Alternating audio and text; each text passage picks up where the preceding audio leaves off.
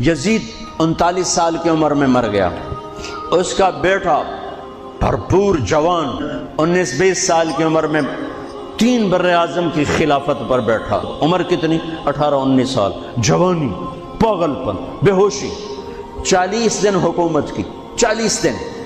41ویں دن اپنے سارے خاندان بنو امیہ کو اکٹھا کیا اور آ کر ممبر پہ یوں بیٹھا، کہنے لگا آج ایک بات کرنی ہے تم سے۔ انہوں نے پتہ نہیں کیا اعلان کر رہا ہے، کہ دیکھو میرا باپ ظالم تھا، جبار تھا، ظالم تھا، اس نے تخت کی خاطر اہل البیت کا خون بہایا، اور وہ تخت جس کے نیچے اہل البیت کا خون ہو اور جس تخت کے نیچے حسین کا خون ہو، میں اس تخت پہ لعنت بھیجتا ہوں۔ یہ ہے تمہاری حکومت، جس کو مرضی دے دو، میں یہ جا رہا ہوں۔